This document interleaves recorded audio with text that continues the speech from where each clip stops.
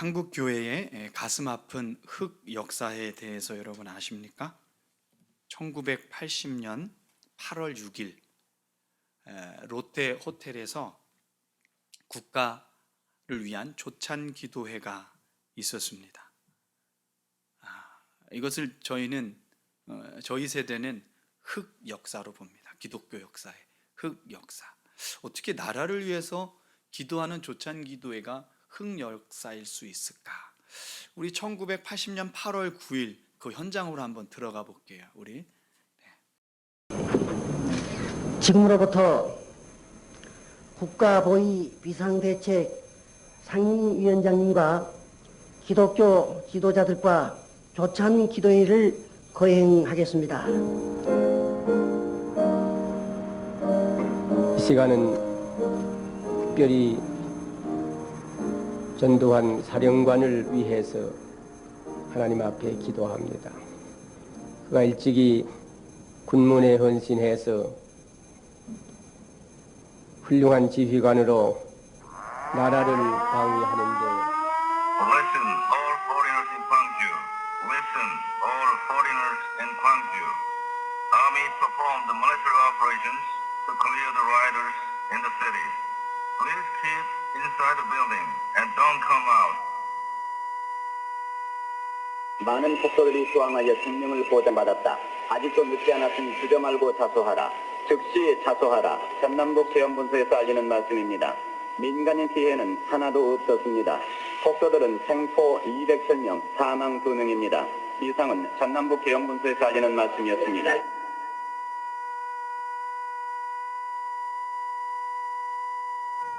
훌륭한 지휘관으로 나라를 방위하는데 충성을 다하게 하신 것을 감사합니다. 최근에 이렇게 어려운 시국에 모든 사회악을 제거하고 정화하는 운동에 앞장설 수 있게 해주신 것을 감사합니다. 우리가 원하는 민주화가 이 땅 위에 완전히 실현되는데 큰 공헌을 해서 그의 업적이 다음 세대에 유산으로 물려지게 해주시기를 원하옵나이다.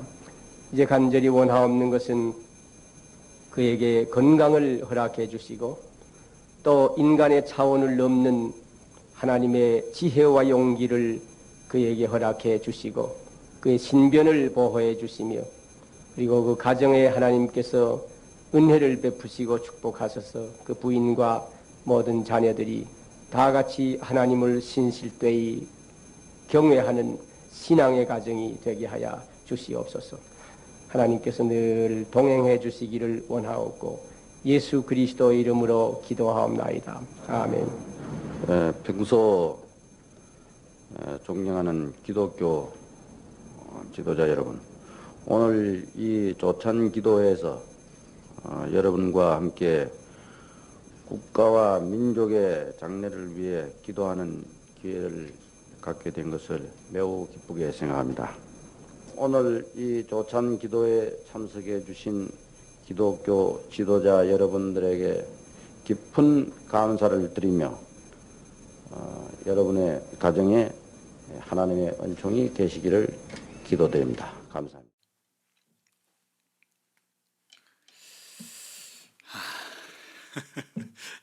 여러분 이 영상 보시면 마음이 어떠세요? 저는 막 속이 부글부글 끓어요. 여기 되게 유명한 목사님들 많이 보이거든요. 대표적인 예가 우리가 그렇게 존경하는 한경직 목사님이 전두환 대통령 옆에 앉아 있습니다. 참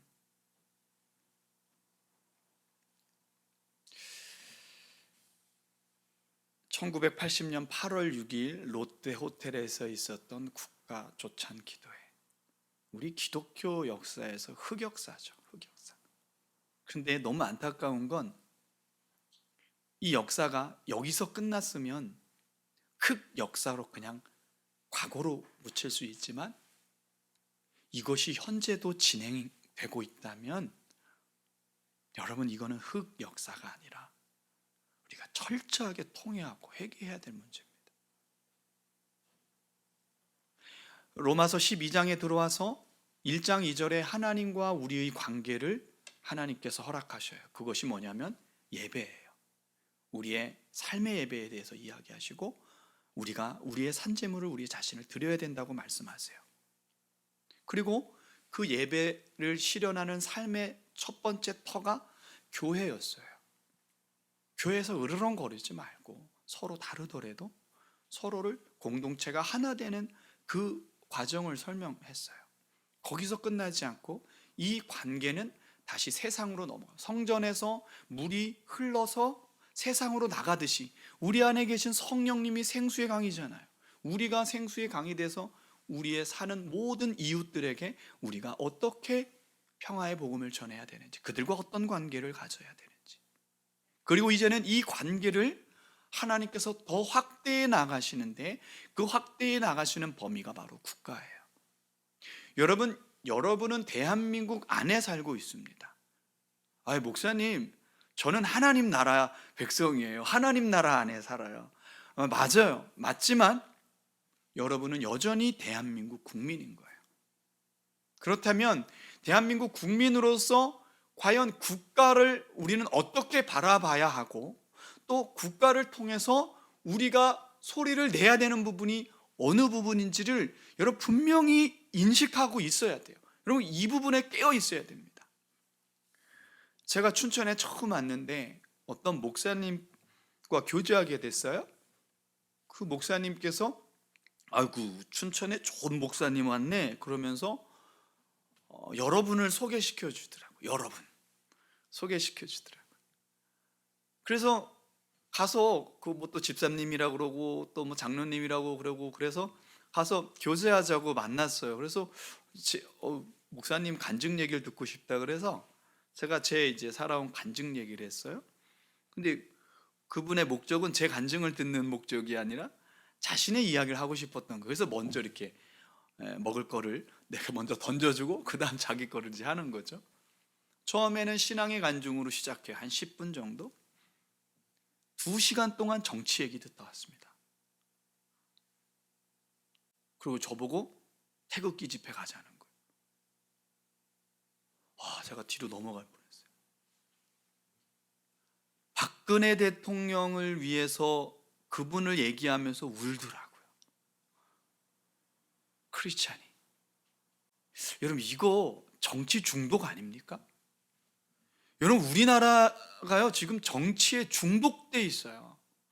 정치인들의 잘못된 논리에 그냥 그리스도인들도 깨어 있어야 되는데 그냥 좌로 우로 막 나눠져 있다니까요. 제가 아는 목사님들 중에 일부 목사님들은 여러분 아십니까? 문바가 뭐예요? 문재인 대통령 너무 좋아. 너무 좋아. 그 사람이 잘하건 잘못하건 상관이 없어. 너무 좋아.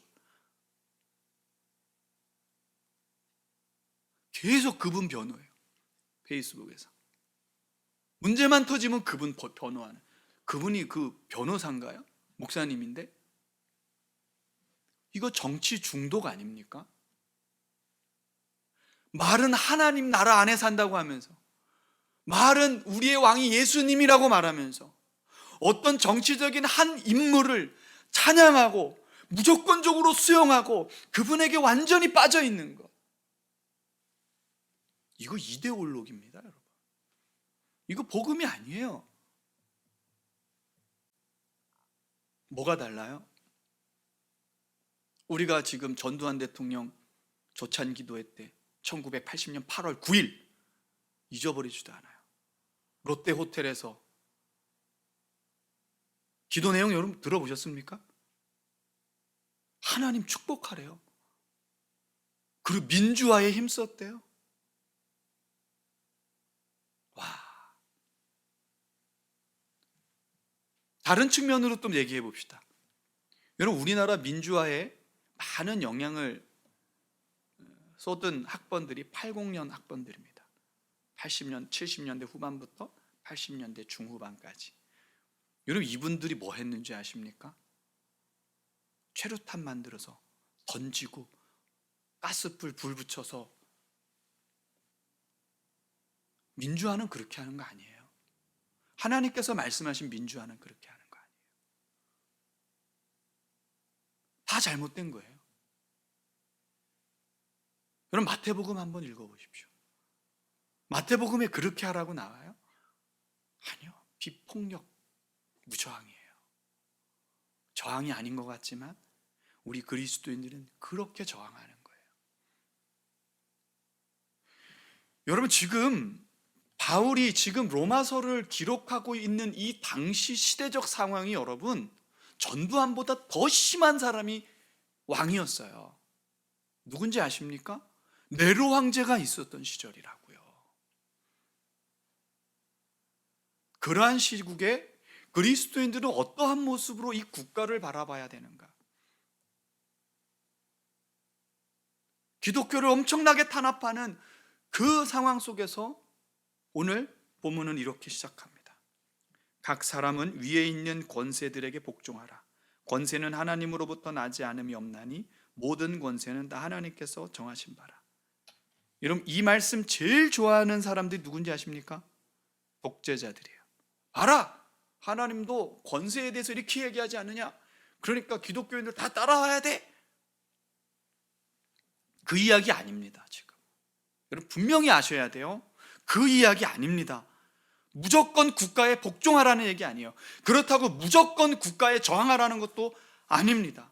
오늘 여러분이 그리스도인들이 어떤 국가관을 가져야 되는지 여러분들이 좀 깊이 마음에 좀 새겼으면 좋겠습니다. 오늘 이 문제를 해결하기 위해서 이 권세라는 이 복종해야 되냐 복종하지 말아야 되냐, 오늘 본문엔 복종하라고 나와 있는데 이 문제를 어떻게 해결할 것인가, 이 문제를 해결하기 위해서는 권세라는 단어에 대해서 여러분 이해하셔야 돼요. 여러분 권세는 자리예요. 자리. 만약에 여러분 제가 갑자기 내일부터 대통령이 딱 됐단 말이에요. 그러면 그럴 일이 없지만 저는 그냥 똑같은 사람이지만 제가 갖고 있는 그 자리가 뭐가 되는 거예요? 권세가 되고 힘이 되는 거예요. 그렇죠? 권세는 자리예요. 그렇죠? 그 자리에 맞는 역할이 권세예요. 왜 권세를 주셨냐면, 왜 권세가 필요하냐면 그 자리에서 요구하는 기대가 있는 거예요. 그것에서 벗어나면 여러분 복종할 필요 없습니다. 오늘 본문에 이 권세는 이렇게 말합니다. 누구에게로부터 왔느냐?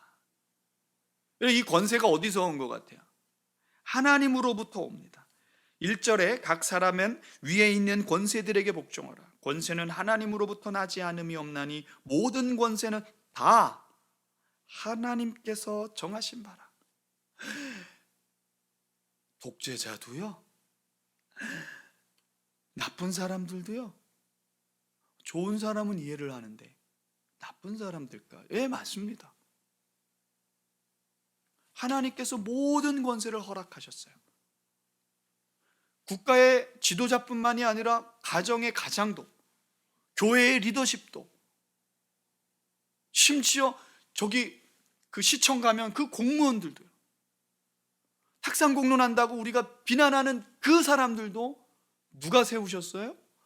하나님께서 그 권세를 세우셨다. 그런데 하나님께서 이 권세를 세우신 분명하고 뚜렷한 목적이 있어요. 그 목적에서 벗어날 때는 여러분 복종할 필요가 없는 거예요.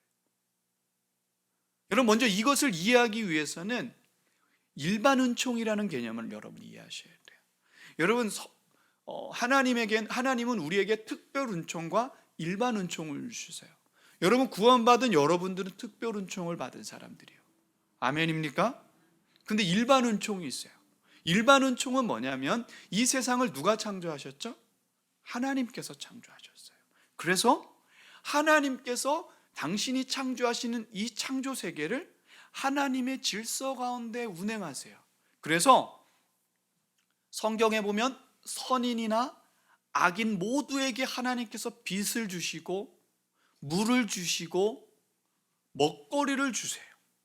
가정을 주시고 그 가정 안에서 즐거움을 누릴 수 있도록, 행복하게 살 수 있도록 모든 선인이나 악인에게 다 주세요. 그게 뭐라고요? 일반 은총이라고요. 그런데 이 일반 은총의 목적은 뭐예요?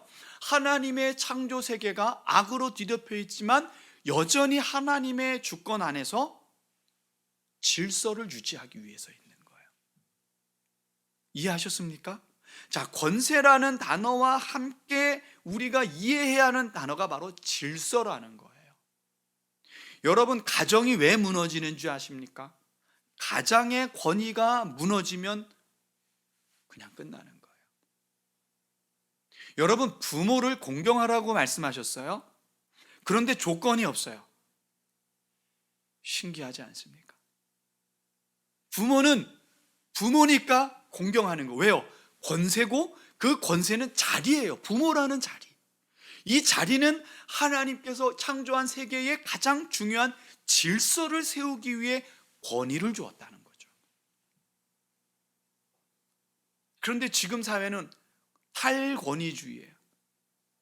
그냥 막, 야, 누가 뭐 어쩌고 저쩌고 막 그냥. 권위주의는 잘못됐지만 권위는 질서를 위해서 있는 거예요. 그래서 여러분, 국가가 존재하는 이유는, 하나님께서 우리에게 국가를 허락하신 이유는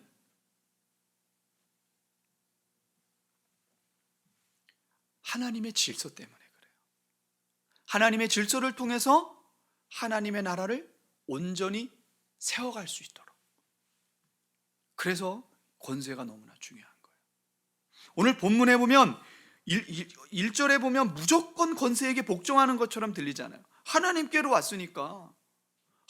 왔으니까 무조건 복종하라고 들리잖아요. 그렇죠? 그런데 그런 게 아니에요. 2절부터요, 헬라어 가르라는 말이 계속 붙어요. 이 헬라어 가르는 뭐냐면, 왜냐하면 2절부터 7절까지 설명하면서, 자, 13장 1절에 선언을 한 이후부터 그 선언한 이유와 목적을 계속해서 설명하고 있는 거예요. 왜냐하면 그게 뭐냐면, 그 왜냐하면을 정리를 해보면 뭐냐면, 아까 이야기했듯이 첫 번째는 모든 권세는 하나님으로부터 온다. 그리고 두 번째, 이 권세를 주신 이유와 목적은 바로 하나님의 창조 질서 때문이다. 그래서 일반 은총에 대해서 설명을 해요. 이 일반 은총에서 국가가 해야 되는 순기능에 대해서 설명하는 거예요. 공권력이 왜 필요한지를 가르치는 거예요. 공권력은 공적 기관의 어떤 힘이잖아요. 그렇죠? 오늘 본문에 보면 그가 공연히 칼을 가지지 아니하였으니, 이게 공권력인데 왜 하나님께서 이 공권력을 이들에게 허락하시는가? 그것은 국가의 순기능 때문에 그렇습니다. 이런 국가의 순기능이 뭐냐면, 사회 질서를 유지하고 사회 복지를, 어렵고 힘든 사람들을 건강하게 살 수 있도록 돕는 일을 국가가 하는 거예요. 그리고 우리를 위협하는, 공격하는 우리의 적들로부터 우리를 어떻게 해요? 국익을 위해서 보호해주는 역할이 국가의 순기능이에요. 국민을 보호하고 약자를 보호하고 국민의 권익을 추구하는 것, 이게 국가를 향한 하나님의 순기능이에요. 그런데 이 권세가 역기능으로 사용되면 어떻게 됩니까? 절대 용납할 수 없죠. 자, 국가의 순기능을 다시 한번 들어가 보죠. 국가의 순기능에서 중요한 예를 한번 예를 말씀드릴게요. 여러분이 어느 길을 가다 길을 잃어버렸어요. 그런데 길을 잃어버렸는데 경찰 아저씨를 만났어요. 그러면 경찰 아저씨는 여러분에게 뭐예요? 구세주예요, 구세주. 제가 지금 이렇게 잃어버렸어요. 제가 2013년도에 서해안으로 중고등부 아이들을 데리고 왔어요. 그리고 수련회를 했는데, 그 같이 간 그 집사님 자녀도 초등학생인데 데리고 간 거예요. 열심히 이제 해수욕장에서 놀다가 다시 숙소로 돌아왔는데 전화가 왔어요. 뭐라고 전화가 온지 아십니까? 아이를 놓고 갔다는 거예요. 알고 보니까 그 집사님이 중고등학생 애들하고 놀다가 그냥 버스 타고 왔는데 자기 아들을 놓고 온 거예요. 자기 아들. 그 아들이 얼마나 똑똑한지요. 경찰을 찾으러 다닌 거야. 경찰을 만났어요. 그래서 아저씨 저 좀 도와주세요. 그래갖고 전화해갖고 가보니까 경찰서에서 애가 앉아 있더라고. 여러분, 이게 바로 국가의 뭐예요? 순기능이에요. 공권력의 순기능이에요. 반대의 경우 한번 말씀드려볼게요. 어떤 사람이 도둑질을 했단 말이에요. 밤에 도둑질하고 훔쳐서 걸어가고 있는데 골목길에서 지금 경찰을 마주쳤어요. 그럼 여러분 어때요? 아무렇지도 않을까요? 괜히 막 쿵쿵쿵쿵 하고 막. 이게 뭐예요?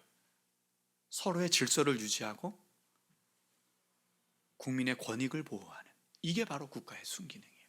하나님께서 일반 은총으로 국가를 허락하신 이유가 바로 여기에 있는 거예요.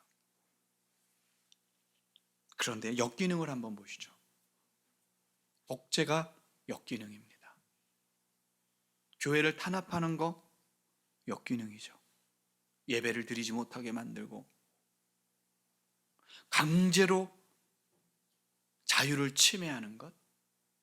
여러분, 세상에 있는 모든 나라는 이 두 개가 늘 왔다 갔다 합니다. 평등이 더 많으냐, 자유가 더 많으냐.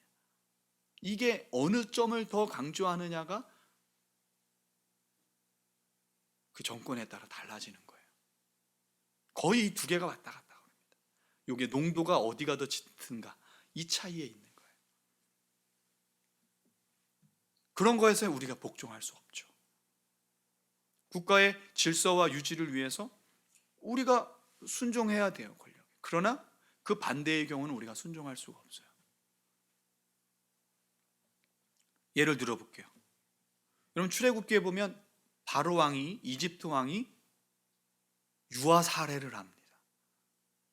1살부터 2살 다 죽여. 모세는 건짐을 받게 되지만 얼마나 많이 죽입니까? 여러분, 이거 우리가 용납할 수 있어요? 자, 이것을 우리 현 시대로 갖고 올게요. 여러분, 지금 낙태를 이제는 허용합니다. 왜 그리스도인들이 이 문제에 소리내지 않죠? 왜 그리스도인들이 이 문제에 소리내지 않느냐고요.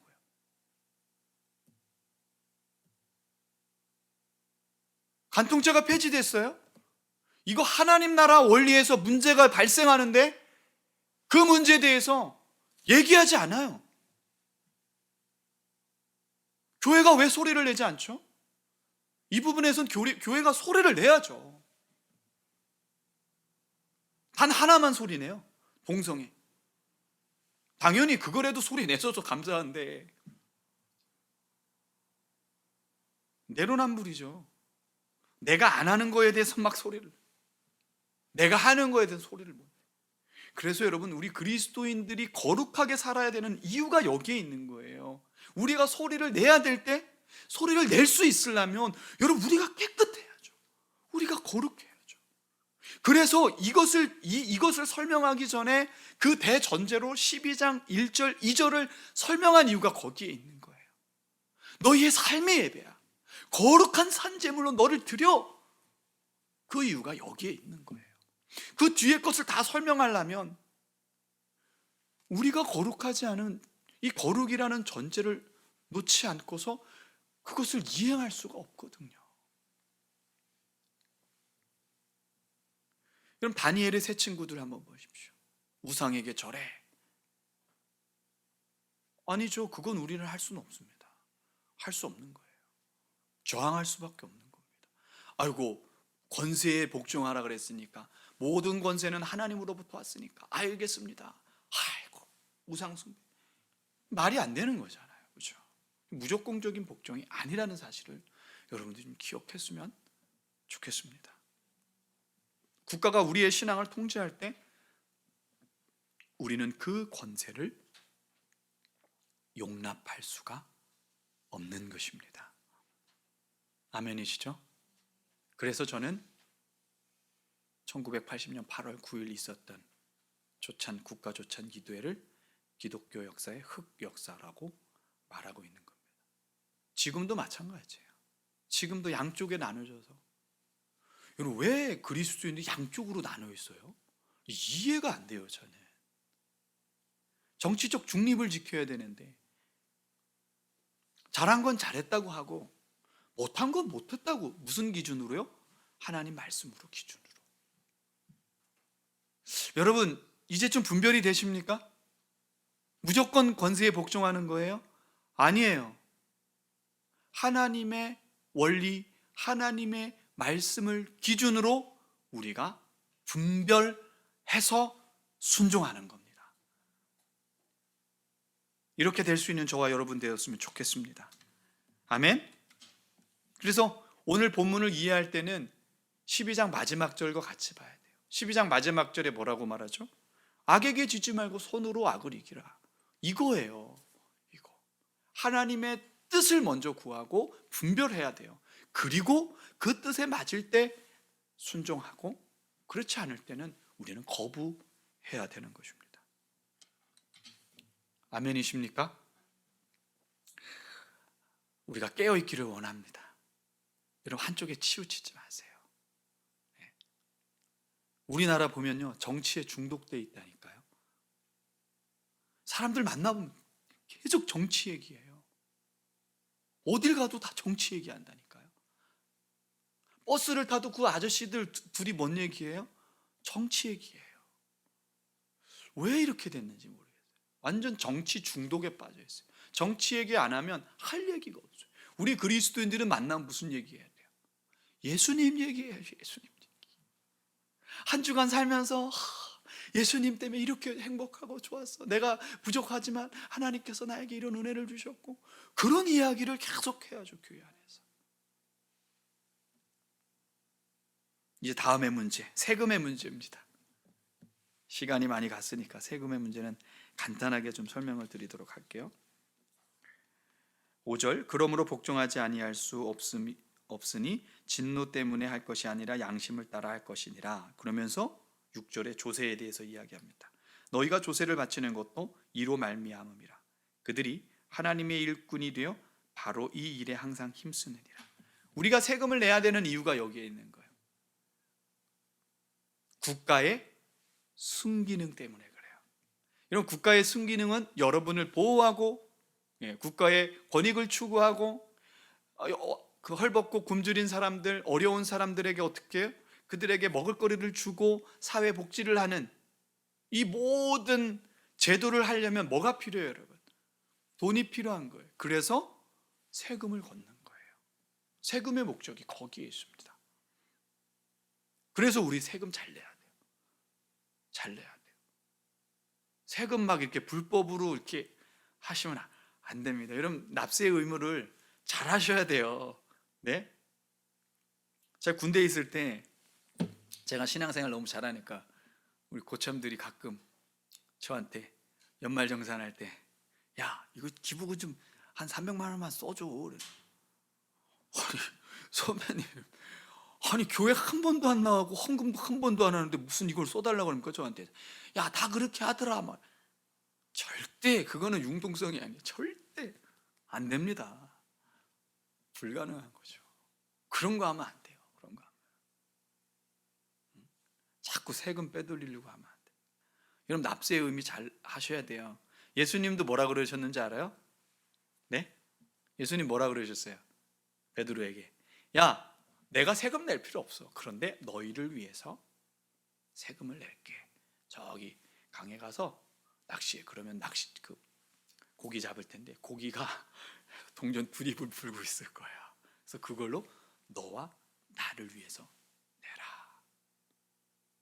그리고 또 다른 부분에서는 가이사에겐 것은 가이사에게, 하나님 것은 하나님에게. 이걸 종합적으로 봐야 되는 거예요. 그래서 하나님의 일반 은총 안에서 그 국가의 권익을 위해서, 사회 보장을 위해서, 사회 복지를 위해서, 국민의 보호를 위해서, 국가의 치안을 위해서 우리는 세금을 잘 내야 한다라는 겁니다. 그렇죠? 그래야 국가가 순기능을 할 수 있는 것입니다. 야, 무슨 교회에서 뭐 세금 내라는 것까지 가르쳐줘? 이 하나님의 나라가 그런 거예요. 하나님의 가르침이 그런 거예요. 여러분, 나라를 떠나서 살 수 있습니까? 여러분, 나라 없는 사람들 보십시오. 시리아 난민들, 나라를 잃어버리니까 얼마나 비참해요. 보트 타고 탈출하다가 지중해에 빠져 죽고.